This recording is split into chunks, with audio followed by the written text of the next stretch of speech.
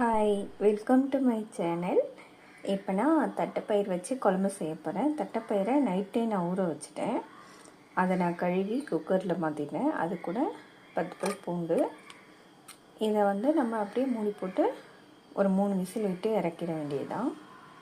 இங்கே கடாயில் கடுகு உளுந்து போட்டிருக்கேன், வெடிச்சிருச்சு. இப்போ சின்ன வெங்காயம், கருவேப்பிலை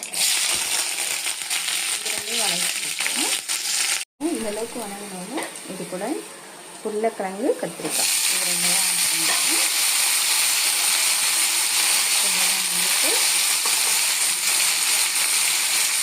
அப்புறம் இது தேவையான உப்பு.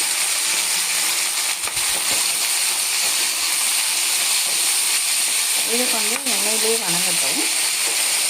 இந்தளவுக்கு வணங்கிடுச்சு. இது கூட நம்ம தக்காளி ஒரு தக்காளி வதக்கிட்டோம். இது குழம்பு மிளகாய்க்கு 1 ஸ்பூன் போட்டுக்கிறேன். அப்புறம் கொஞ்சமாக தனியாத்தூள், அவ்வளோதான்.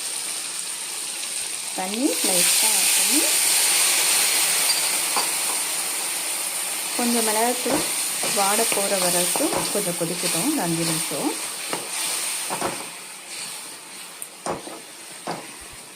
இதிலே குக் பண்ணுங்கள்.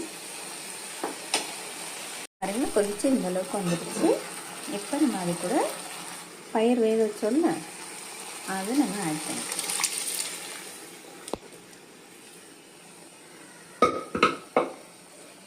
இப்படி இருக்கனால வேகலைன்னு நினைக்காதீங்க. பாருங்க, நல்லா வெந்துடுச்சு. இப்போ அது கூட தண்ணி ஆட் பண்ணிப்போம். இதுக்கு ஏற்ற அளவு.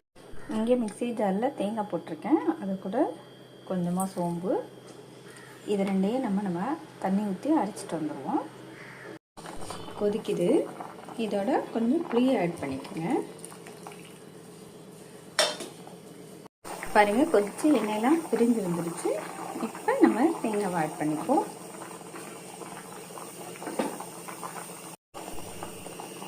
பாருங்கள், கிளறிட்டேன். அவ்வளோதான். இது ஒரு 5 நிமிஷம் கொதிக்க விட்டுட்டு நம்ம இறக்கிற வேண்டியதுதான்.